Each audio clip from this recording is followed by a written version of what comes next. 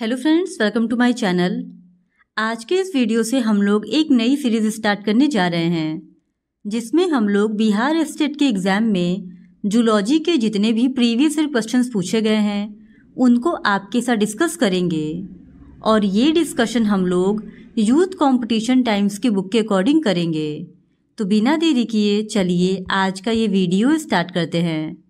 तो आज के इस वीडियो में हम लोग 13 सितंबर 2023 शिफ्ट 1 के एग्ज़ाम में जितने भी क्वेश्चंस पूछे गए हैं उन्हीं को आपके साथ डिस्कस करेंगे। तो क्वेश्चन नंबर 1 है, एसिलोमेटा की विशेषता को पहचानें। तो इस क्वेश्चन का सही जवाब है ऑप्शन डी, आंतरिक अंगों के आसपास गुहा के बिना ठोस शरीर। एसिलोमेट्स में शरीर गुहा या सिलोम नहीं होता है। यह द्रव से भरी गुहा पाचन तंत्र और शरीर की दीवार के बीच अनुपस्थित है, जो अन्य आंतरिक अंगों को भी घेरती है। अतः आंतरिक अंगों के आसपास गुहा के बिना ठोस शरीर एसिलोमेट्स की विशेषता है। फिर क्वेश्चन नंबर 2, सैलामेंडर वर्ग का है। तो इस क्वेश्चन का सही जवाब है ऑप्शन डी, उभयचर। सैलामेंडर उभयचर का है। सैलामेंडर उभयचर वर्ग का है और इसकी मुख्य विशेषताएं ये है कि ये ज़मीन और पानी दोनों पर रह सकते हैं। ये एक्टोथर्मिक जानवर हैं जो गर्म वातावरण में पाए जाते हैं। ये फेफड़ों और त्वचा के माध्यम से सांस लेते हैं। हृदय 3 कक्षी होता है इनका और लिंग अलग अलग होते हैं और निषेचन आमतौर पर बाहरी होता है। हालांकि सैलामेंडर में निषेचन आंतरिक होता है। और सबसे लास्ट प्रजनन जल में होता है। नर में मैथुन संबंधी अंग अनुपस्थित होते हैं जैसे मेढक और सैलामेंडर। फिर क्वेश्चन नंबर 3, ज्वाला कोशिकाएं किसके लिए उत्सर्जन संरचनाएं हैं। तो इस क्वेश्चन का सही जवाब है ऑप्शन सी, प्लेटीहेल्मिन्थेस। ज्वाला कोशिकाएं एक विशेष उत्सर्जी कोशिका है जो प्लेटीहेल्मिन्थेस सहित सबसे सरल मीठे पानी के अकेशुरोकीय जीवों में पाई जाती हैं। ज्वाला कोशिकाएं किडनी की तरह काम करती हैं और अपशिष्ट पदार्थों को हटा देती हैं। ज्वाला कोशिकाओं के बंडलों को प्रोटोनेफ्रीडिया कहा जाता है। ज्वाला कोशिकाएं निस्पंदन एवं पुनर्शोषण के आधार पर कार्य करती हैं। फिर क्वेश्चन नंबर 4, फाइलम पोरीफेरा को इसके आधार पर वर्गीकृत किया गया है। तो इस क्वेश्चन का सही जवाब है ऑप्शन सी, कंटक। फाइलम पोरीफेरा स्पंज से बना संघ है। उनका शरीर सूक्ष्मतम छिद्रों से बना होता है। फाइलम पोरीफेरा का वर्गीकरण कंटक पर आधारित है और इन्हें 3 वर्गों में बांटा गया है। पहला कैलकेरिया, दूसरा हेक्साटिनेडिया और तीसरा डेमोस्पोंजिया। फिर क्वेश्चन नंबर 5, स्पंज में नहर प्रणाली किसके कारण विकसित होती है। तो इस क्वेश्चन का सही जवाब है ऑप्शन डी, भीतरी दीवारों को मोड़ना। स्पंज में नहर प्रणाली शरीर की दीवार के मुड़ने के कारण विकसित होती है। स्पंज में 3 प्रकार की नहर प्रणालियां हैं। पहला एस्कॉन, दूसरा साइकॉन और तीसरा ल्यूकॉन। फिर क्वेश्चन नंबर 6, सही जोड़ी का चयन करें। तो इस क्वेश्चन का सही जवाब हो जाएगा ऑप्शन ए, ऑर्थ्रोपोडा रजत मछली। ऑर्थ्रोपोडा रजत मछली, पीसीज जेलीफिश, इकाइनोडर्मेटा तारामीन और मोलस्का यानी कटलफिश, ये जो है जोड़े ये सही है, जो कि सिर्फ और सिर्फ ऑप्शन 1 में दिया गया है। इस वजह से ऑप्शन ए इस क्वेश्चन का सही जवाब हो जाएगा। फिर क्वेश्चन नंबर 7, किस समूह में पॉलिप नहीं होता है। तो इस क्वेश्चन का सही जवाब है option D, Calcarea. Anthozoa, Hydrozoa और साइफोजोआ, ये तीनों सिलेंट्रेटा वर्ग के हैं जिनमें पॉलिप और मेडुसा दोनों पाया जाता है।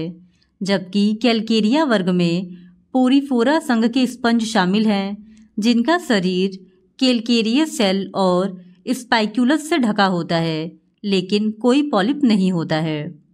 फिर क्वेश्चन नंबर 8, निम्नलिखित में से कौन सा कार्डेट्स की विशेषता नहीं है। तो इस क्वेश्चन का सही जवाब है option B, exoskeleton. Exoskeleton Chordata संघ की विशेषता नहीं है।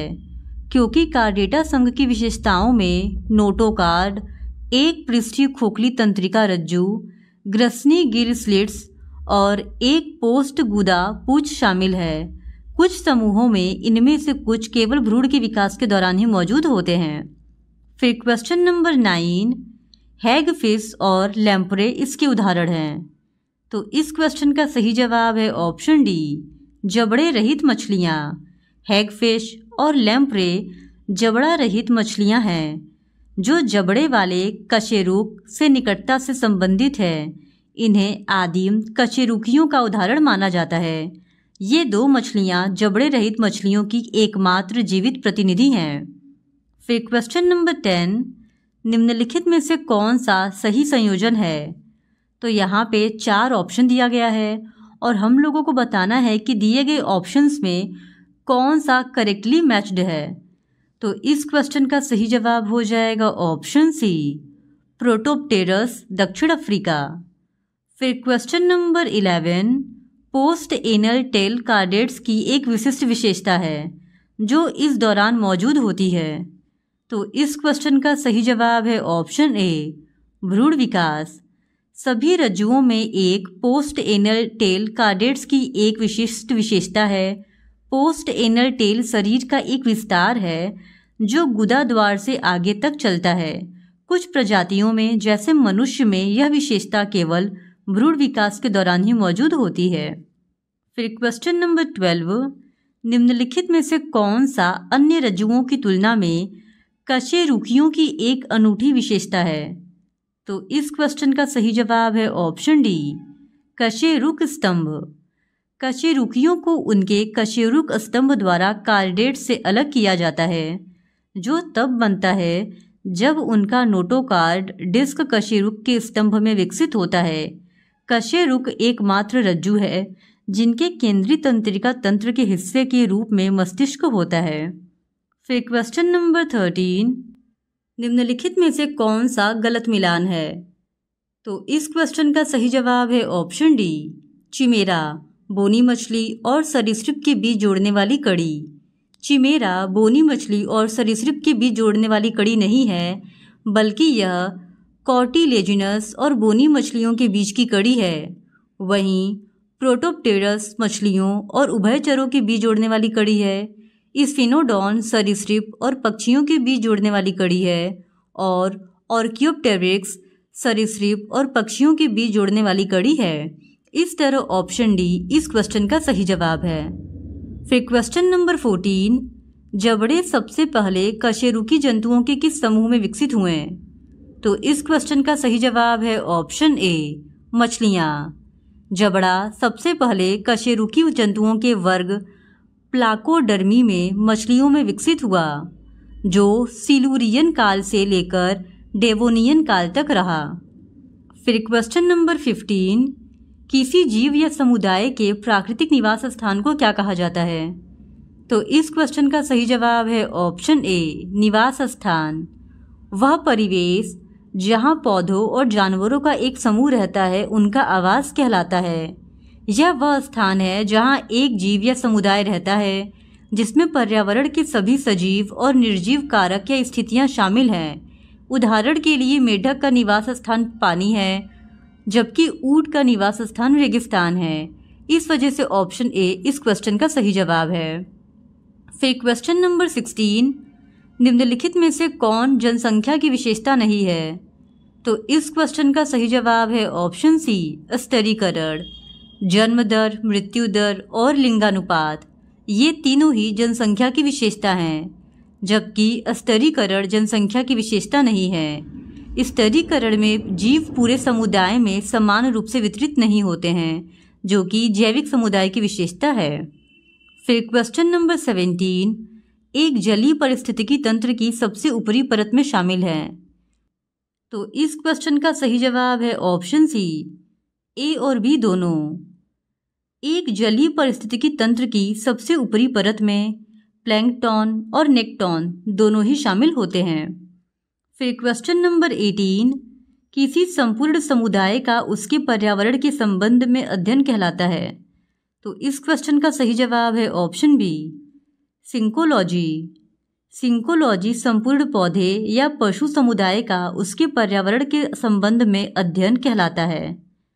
फिर क्वेश्चन नंबर 19, पारिस्थितिक उत्तराधिकार में मध्यवर्ती विकास चरण को कहा जाता है। तो इस क्वेश्चन का सही जवाब है ऑप्शन डी, सेरे। पारिस्थितिकी उत्तराधिकार में मध्यवर्ती विकास चरण को सेरे कहा जाता है। अक्सर चरमोत्कर्ष की स्थिति तक पहुंचने से पहले एक से अधिक सेरे चरण विकसित होते हैं, अर्थात एक सेरल समुदाय चरमोत्कर्ष समुदाय की ओर आगे बढ़ने वाले पारिस्थितिक उत्तराधिकार का एक मध्यवर्ती चरण है। फिर क्वेश्चन नंबर 20, पौधों के लिए नाइट्रोजन का उपलब्ध रूप है। तो इस क्वेश्चन का सही जवाब है ऑप्शन डी, नाइट्रोजन सभी पौधों के जीवित रहने के लिए महत्वपूर्ण है और यह कई रूपों में पाई जाती है। नाइट्रेट नाइट्रोजन का वह रूप है जिसका उपयोग पौधों में विकास और वृद्धि के लिए किया जाता है, यानी ऑप्शन डी इस क्वेश्चन का सही जवाब है, नाइट्रेट। फिर क्वेश्चन नंबर 21, कौन सा हार्मोन गुर्दे की दूरस्थ घुमावदार नलिकाओं और एकत्रित नलिकाओं में पानी के पुनर्अवशोषण को विनियमित करने के लिए जिम्मेदार है? तो इस क्वेश्चन का सही जवाब है option D, anti diuretic hormone. Anti diuretic hormone पानी के पुनर्अवशोषण या स्राव को नियंत्रित करता है। दूरस्थ घुमावदार नलिका और संग्रहण वाहिनी में पानी आमतौर पर एंटी डाययूरेटिक हार्मोन के प्रभाव में पुनः अवशोषित हो जाता है। फिर क्वेश्चन नंबर 22, हृदय चक्र का संकुचन चरण कहलाता है। तो इस क्वेश्चन का सही जवाब है ऑप्शन बी, सिस्टोल। हृदय चक्र उन सभी घटनाओं को संदर्भित करता है जो एक दिल की धड़कन की शुरुआत से दूसरे की शुरुआत तक होती है और इसे दो भागों में विभाजित किया जा सकता है, विश्राम की अवधि जिसे डायस्टोल के रूप में जाना जाता है और हृदय चक्र के संकुचन की अवधि को सिस्टोल कहा जाता है। फिर क्वेश्चन नंबर 23, कौन सा एंजाइम पेट में पेप्सिनोजेन को उसके सक्रिय रूप पेप्सिन में परिवर्तित करता है?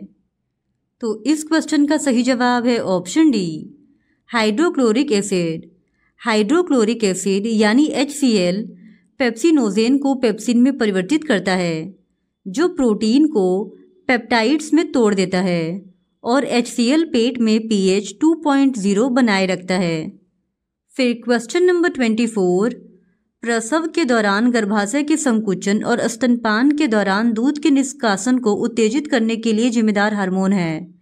तो इस क्वेश्चन का सही जवाब है ऑप्शन ए, ऑक्सीटोसिन। ऑक्सीटोसिन एक प्राकृतिक हार्मोन है जो बच्चे के जन्म के बाद स्तनपान को उत्तेजित करता है। यह मानव व्यवहार और पुरुष व महिला प्रजनन प्रणाली के पहलुओं को भी प्रभावित करता है। फिर क्वेश्चन नंबर 25, मस्तिष्क का कौन सा सांस लेने, हृदय गति और रक्तचाप जैसे बुनियादी शारीरिक कार्य को विनियमित करने के लिए जिम्मेदार है? तो इस क्वेश्चन का सही जवाब है option C, medulla oblongata. Medulla oblongata मस्तिष्क के निचले भाग में स्थित वह जगह है जहां मस्तिष्क रीढ़ की हड्डी से मिलता है। जीवित रहने के लिए मेडुला आवश्यक है। मेडुला का कार्य हृदय की लय, श्वास, रक्त प्रवाह और ऑक्सीजन और कार्बन डाइऑक्साइड के स्तर सहित कई शारीरिक गतिविधियों को नियंत्रित करते हैं। फिर क्वेश्चन नंबर 26, एक्शन पोटेंशियल के किस चरण के दौरान कोशिका में सोडियम का प्रवाह विध्रुवण का कारण बनता है? तो इस क्वेश्चन का सही जवाब है ऑप्शन बी, विध्रुवण चरण। एक्शन पोटेंशियल के प्रारंभिक चरण के दौरान वोल्टेज गेटेड सोडियम चैनल खुलते हैं और सोडियम आयनों को कोशिका में प्रवेश करने की अनुमति देते हैं। इससे झिल्ली क्षमता सकारात्मक मान तक बढ़ जाती है, जिसके परिणाम स्वरूप विध्रुवण होता है।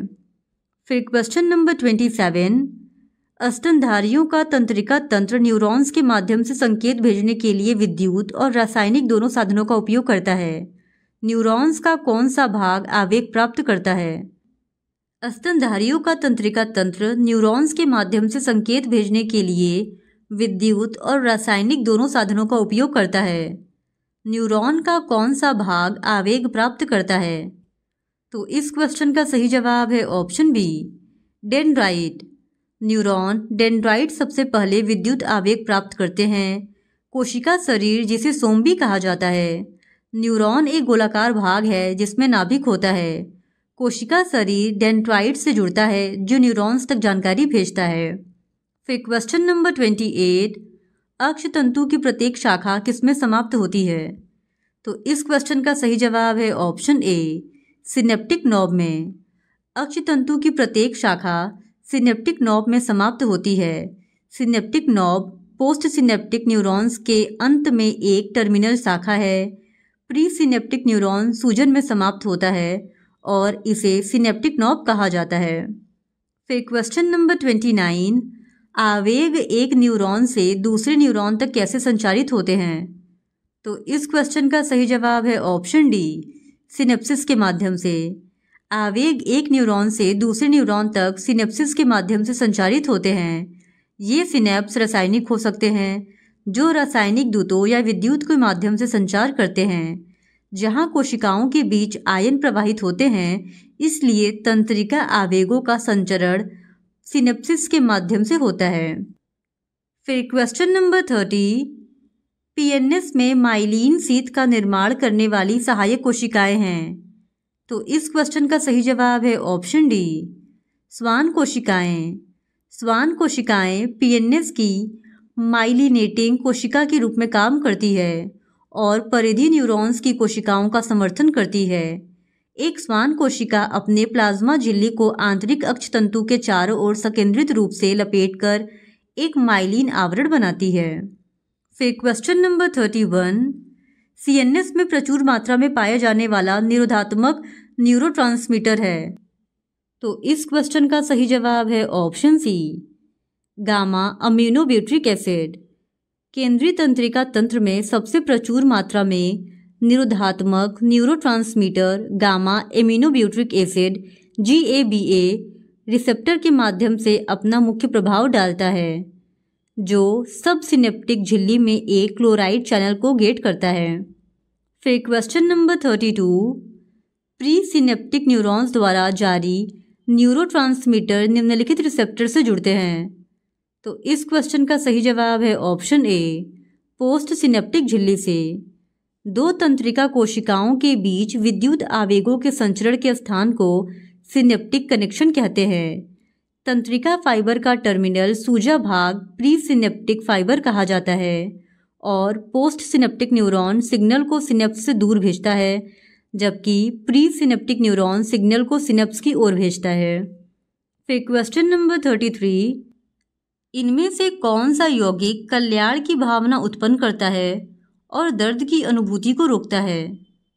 तो इस क्वेश्चन का सही जवाब है ऑप्शन सी, एंडोर्फिन।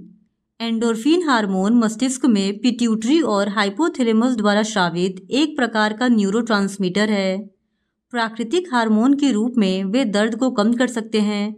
तनाव कम करने, दर्द से राहत और मूड में सुधार करने में एंडोर्फिन का अहम योगदान होता है। फिर क्वेश्चन नंबर 34, निम्नलिखित में से कौन सा एक एमिनो एसिड है?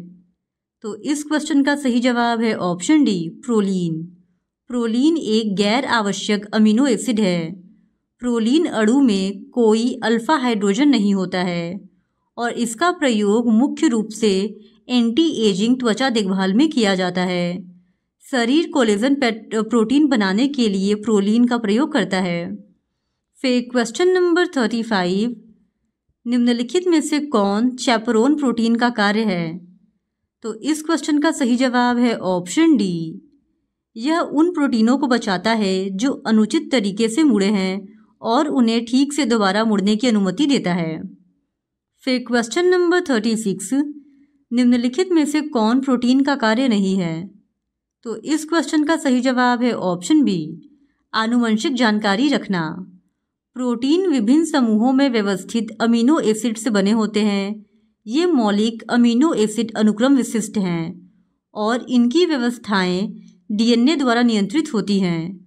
प्रोटीन आनुवंशिक जानकारी संग्रहित नहीं करते हैं, इस वजह से ऑप्शन बी इस क्वेश्चन का सही जवाब है।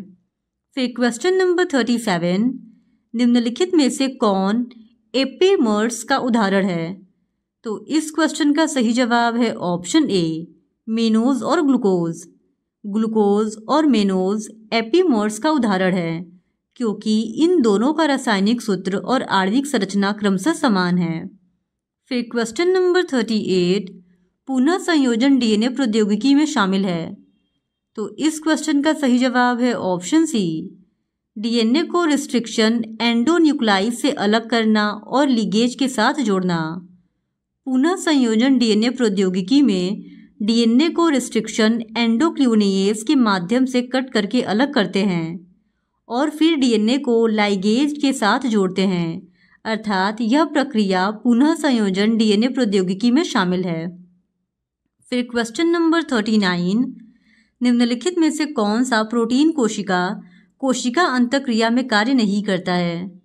तो इस क्वेश्चन का सही जवाब है ऑप्शन बी, साइटोक्रोम सी। कोशिका अंतःक्रिया में मुख्य रूप से कैडोरीन, इंटीग्रीन, प्रोटीन और NCAM शामिल हैं, जबकि साइटोक्रोम सी इस क्रिया में शामिल नहीं है। फिर क्वेश्चन नंबर 40, निम्नलिखित में से कौन सा सल्फर युक्त अमीनो एसिड है? तो इस क्वेश्चन का सही जवाब है ऑप्शन ए, सिस्टीन और मेथियोनीन। सल्फर युक्त अमीनो एसिड में रासायनिक घटक के रूप में सल्फर होता है। सल्फर युक्त अमीनो एसिड के उदाहरण सिस्टीन और मेथियोनीन हैं। फिर क्वेश्चन नंबर 41, निम्नलिखित में से किस कोशिका में कोशिका भित्ति नहीं होती है? तो इस क्वेश्चन का सही जवाब है ऑप्शन डी, पशु कोशिका। पौधों में कोशिका भित्ति और कोशिका झिल्ली दोनों होती है। कोशिका भित्ति पादप कोशिकाओं में मौजूद होती है, जबकि यह पशु कोशिकाओं में अनुपस्थित होती है। फिर क्वेश्चन नंबर 42, निम्नलिखित में से किस कोशिका में केंद्रक मौजूद नहीं होता है? तो इस क्वेश्चन का सही जवाब है ऑप्शन बी, प्रोकैरियोटिक कोशिका। प्रोकैरियोटिक कोशिकाएं प्रारंभिक कोशिकाएं होती हैं। इसकी कोशिका भित्ति पतली होती है और इसमें केंद्रक स्पष्ट रूप से नहीं पाया जाता है, अर्थात प्रोकैरियोटिक कोशिकाओं में केंद्रक नहीं पाया जाता है। फिर क्वेश्चन नंबर 43, मोज़ेक मॉडल के अनुसार प्लाज्मा झिल्ली बनी होती है। तो इस क्वेश्चन का सही जवाब है ऑप्शन सी, फास्फोलिपिड बाह्य और आंतरिक प्रोटीन से। फिर क्वेश्चन नंबर 44, निम्नलिखित में से किस कोशिकांग में राइबोसोम का उत्पादन और संयोजन होता है? तो इस क्वेश्चन का सही जवाब है option C, nucleolus. Nucleolus ribosome के लिए जिम्मेदार अंग है। न्यूक्लियोलस यूकैरियोटिक कोशिकाओं के केंद्रक में सबसे बड़ी संरचना है, जहां यह मुख्य रूप से राइबोसोम संश्लेषण और संयोजन की साइट के रूप में कार्य करता है। फिर क्वेश्चन नंबर 45, एंडोप्लाज्मिक रेटिकुलम झिल्ली जो राइबोसोम से जुड़ी हुई होती है कहलाती है। तो इस क्वेश्चन का सही जवाब है ऑप्शन सी, रफ अंतर्द्रवी जालिका। प्रोटीन को संश्लेषित करने वाला राइबोसोम एंडोप्लाज्मिक रेटिकुलम झिल्ली से जुड़ा होता है। ये झिल्ली ER को कवर करती है, जिससे ऐसे क्षेत्र बनते हैं जिन्हें रफ एंडोप्लाज्मिक रेटिकुलम या खुदरा ER कहा जाता है। फिर क्वेश्चन नंबर 46, निम्नलिखित में से कौन सी सक्रिय कोशिका मृत्यु प्रक्रिया है? तो इस क्वेश्चन का सही जवाब है ऑप्शन ए, एपोप्टोसिस। यदि कोशिकाओं की आवश्यकता नहीं रह जाती है तो वे अंतःकोशिकीय मृत्यु कार्यक्रम को सक्रिय करके आत्महत्या कर लेते हैं। इसलिए इस प्रक्रिया को सक्रिय कोशिका मृत्यु कहा जाता है। हालांकि इसे आमतौर पर एपोप्टोसिस कहा जाता है। यह एक ग्रीक शब्द है जिसका अर्थ होता है गिरना। फिर क्वेश्चन नंबर 47, क्लाइनफेल्टर सिंड्रोम आनुवंशिक संरचना वाला होता है। तो इस क्वेश्चन का सही जवाब है option A, 44 autosomes positive XXY। फिर क्वेश्चन नंबर 48, किसी जीन के भीतर मौजूद गैर कोडिंग अनुक्रम को कहा जाता है। तो इस क्वेश्चन का सही जवाब है ऑप्शन डी, इंट्रोन। किसी जीन के भीतर मौजूद गैर कोडिंग क्षेत्र को इंट्रॉन कहा जाता है। फिर क्वेश्चन नंबर 49, जीन के वैकल्पिक रूप कहलाते हैं। तो इस क्वेश्चन का सही जवाब है ऑप्शन डी, एलील्स। जीन के वैकल्पिक रूप को एलील्स कहते हैं। ये जीन की जोड़ी है जो एक विशेष गुणसूत्र पर एक विशिष्ट स्थान पर कब्जा कर लेते हैं और उसी लक्षण को नियंत्रित करते हैं, अर्थात जीन के वैकल्पिक रूप को एलील कहा जाता है। फिर क्वेश्चन नंबर 50 बहुविकल्पिता का एक उदाहरण है। तो इस क्वेश्चन का सही जवाब हो जाएगा ऑप्शन डी, सभी। बहुविकल्पिता के उदाहरण में मानव रक्त समूह, ड्रोसोफिला की आंखों का रंग और सिकल सेल आरसीबी, ये तीनों ही शामिल होते हैं। इस वजह से ऑप्शन डी इस क्वेश्चन का सही जवाब है। तो आज के इस वीडियो में इतना ही। बाकी के बचे हुए 50 क्वेश्चंस का डिस्कशन हम लोग इस वीडियो के नेक्स्ट पार्ट में करेंगे। और अगर आप इसी तरह और भी बिहार एस्टेट जूलॉजी के प्रीवियस ईयर क्वेश्चन पेपर्स को देखना चाहते हैं तो please do subscribe to my channel and like this video. Thank you very much.